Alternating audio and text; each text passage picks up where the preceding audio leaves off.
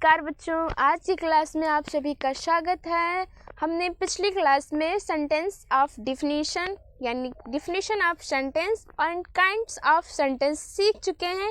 अगर आपने हमारी पहली वीडियो सेंटेंस की नहीं देखी है तो आप पहले उसे देखिए। तब ये पार्ट 2 है जिसमें हम काइंड्स ऑफ सेंटेंस की जो प्रकार है उसकी हम डिफिनीशन विथ एग्जाम्पल बताने वाले हैं। और हमने पहले वीडियो में सेंटेंस की definition and kinds of sentence ही बताया था और पूरा क्लास में ही याद करवाया था। आप फिर से एक बार याद कीजिए कि हमने कल क्या क्या पढ़ा था। तो हमने पहले पढ़ा था कि सेंटेंस कहते किसे हैं, यानी वाक्य किसे कहते हैं। तो पहले हम सेंटेंस की परिभाषा जान लेते हैं। A sentence is a group of words that makes a complete sense is called a sentence, हमने कल पढ़ा था। फिर हिंदी में शब्दों का ऐसा समूह जो पूर्ण अर्थ प्रकट करता हो उसे वाक्य कहते हैं। उसके बाद हमने काइंड्स ऑफ सेंटेंस पढ़े थे जिसमें 5 प्रकार हमने बताया था। सबसे पहले assertive sentence and interrogative sentence, imperative sentence, exclamatory sentence and optative sentence. और हमने असर्टिव सेंटेंस के 2 टाइप बताए थे, positive sentence and negative sentence. And interrogative sentence के भी 2 टाइप बताए थे, WH टाइप एंड yes या no टाइप। तो हम आज वो सब सारा इसी क्लास में सीखेंगे। तो पहले हम पहले वाले पे ध्यान देते हैं कि असर्टिव सेंटेंस की डिफिनीशन क्या है। तो the sentence which states or describe things or reports or event is called an assertive sentence, यानी वह वाक्य जो वस्तुओं में संबंध बताता हो, डिस्क्राइब इस संबंध बताता हो अथवा घटना की जानकारी देता हो, और रिपोर्ट्स इवेंट जो घटना हो रही है उसकी जानकारी भी देता हो, रिपोर्ट भी करता हो, is called N assertive sentence. जैसे हम यहाँ पे किसी भी संबंध में वस्तुओं के किसी भी संबंध में जो संबंध बता रहा हो या घटना जो घट रही है उसकी जानकारी दे रहा हो उसे हम क्या कह सकते हैं, assertive sentence. The sentence which states और डिस्क्राइब थिंग्स और reports event is called N assertive sentence. वह वाक्य जो वस्तुओं में संबंध बताता हो अथवा घटना की जानकारी देता हो उसे हम सरल वाक्य कहते हैं। तो सरल वाक्य की डिफिनीशन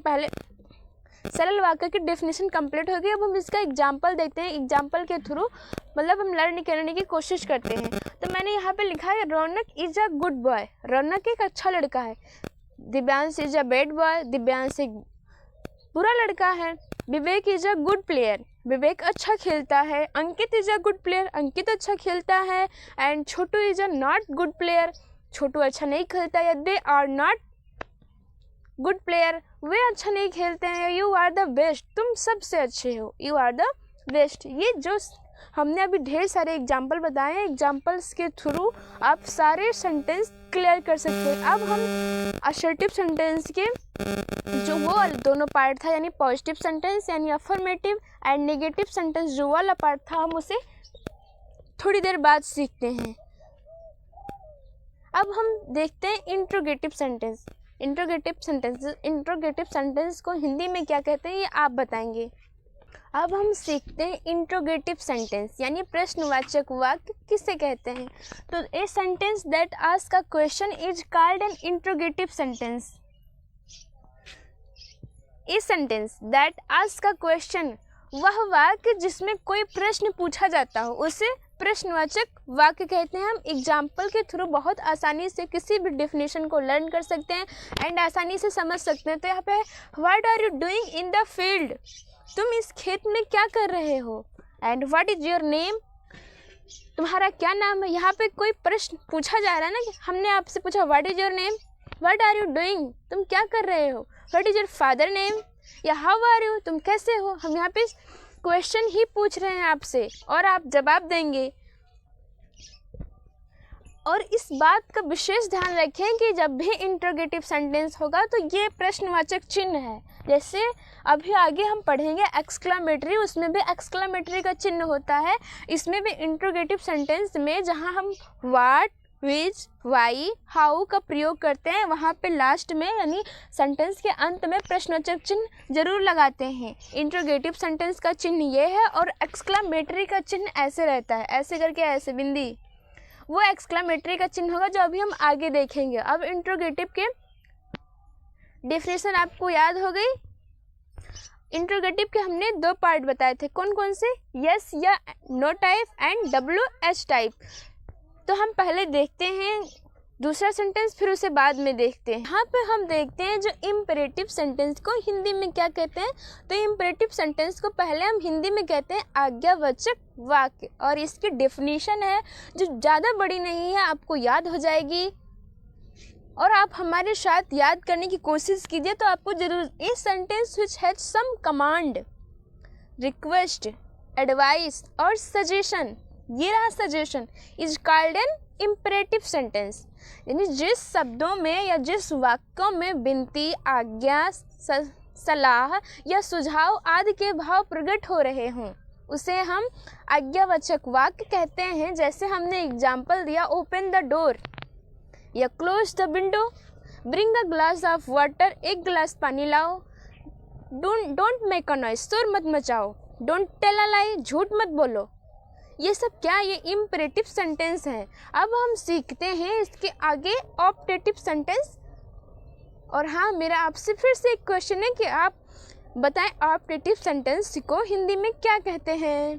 अब हम देखते हैं ऑप्टेटिव सेंटेंस। ऑप्टेटिव सेंटेंस को हिंदी में कहते हैं इच्छावाचक वाक्य। डेफिनेशन इसकी बहुत ही सरल है। ऑप्टेटिव सेंटेंस एंड इंट्रोगेटिव और इम्पेरेटिव की बहुत ही इजी डेफिनेशन है। टफ है तो खाली असर्टिव सेंटेंस की, वो भी थोड़ी सी बस, बाकी सारी की सारी डेफिनेशन बहुत ही इजी है। तो हम यहाँ पे याद करने की कोशिश करते हैं। सेंटेंस विच एक्सप्रेस विश और प्रेयर। इस सेंटेंस विच एक्सप्रेस विश यानी इच्छा और प्रेयर यानी प्रार्थना is called N optative sentence. कितना छोटा सा है ये सेंटेंस विच एक्सप्रेस, वह वाक्य जो प्रकट करता हो, एक्सप्रेस करता हो विश, इच्छा और प्रार्थना, उसे क्या कहते हैं, इच्छावाचक वाक्य कहते हैं। तो जो वाक्य इच्छा और प्रार्थना प्रकट करता हो, एक्सप्रेस करता हो, उसे इच्छावाचक वाक्य कहते हैं। आप किसी भी चीज़ में इच्छा प्रकट कर रहे हो, जैसे आपका बर्थडे रहता है तो क्या कहते हैं, गॉड ब्लेस यू, ईश्वर की कृपा पर सदैव बनी रहे। या बेस्ट, आपका कोई एग्जाम है, कुछ भी है तो क्या कहते हैं, बेस्ट ऑफ लक, भाग्य आपका साथ दे, बेस्ट ऑफ लक। अब हम बात करते हैं जो लास्ट वाला बचा है एक्सक्लेमेटरी सेंटेंस की। एक्सक्लेमेटरी सेंटेंस यानी विस्मयादि बोधक वाक्य। तो हम सबसे पहले इसकी डेफिनेशन देखते हैं। तो a sentence that express some sudden feeling is called an exclamatory sentence. जिस वाक्य में किसी आकस्मिक भावना के प्रकट होने का बोध हो रहा हो उसे हम विस्मयादि बोधक, और इसके मतलब क्वेश्चन में भी आंसर छिपा है, विस्मयादि बोधक। विस्मयादि मतलब विस्मय, जहाँ भी कहीं भी विस्मय प्रकट हो रहा हो। यहाँ पे ना सम सडन फीलिंग्स, अचानक यानी आकस्मिक भावना का प्रकट होना, तो इसमें क्या कहेंगे, विस्मयादि बोधक वाक्य कहते हैं। जैसे हम कहीं गिर गए, गड़ाम से अचानक से कहीं गिर गए तो वहाँ पे गिर गए। अगर हमारी मम्मी कुछ सामान वामान लेके आ रही हैं तो बहुत खुशी से नाचेंगे कि अभी खाने वाला मिलेगा, तो हुर्रा हो जाएगा वहाँ पे। और अलास, ये कहीं दुख हो रहा हो, कहीं दुख हो तो अलास प्रकट। तो यहाँ पे हमने कई ढेर सारे एग्जाम्पल दिए हैं, जैसे हुर्रा हो गया, वाओ। अगर हमें खाने में कुछ मज़ा आ गया हो तो हम क्या कहेंगे, wow this is very beautiful, delicious food भी कह सकते हैं। मतलब खाने में मज़ा आ रहा है तो स्वादिष्ट भोजन होगा तभी तो मज़ा आएगा। यहाँ पे गिर गए, ओह शिट यार भूल गए। ऐसे कई ढेर सारे एग्जाम्पल्स जो हम सेंटेंसेस के थ्रू जान सकते हैं। और आप एक बात विशेष ध्यान दीजिएगा कि जो चिन्ह है, ये अगर ये चिन्ह जहाँ लगा है वहाँ पे क्या होगा, एक्सक्लेमेटरी सेंटेंस। ये चिन्ह ही वही है एक्सक्लेमेटरी का, यानी विस्मयादि बोधक का चिन्ह ही है। बाकी हम अगले पार्ट में सीखेंगे इंट्रोगेटिव के टाइप्स एंड असर्टिव के टाइप्स। और आज की वीडियो अगर आपको पसंद आई हो तो कमेंट में ज़रूर बताएं कि आपको वीडियो कैसी लगी। बाकी वीडियो देखने के लिए धन्यवाद।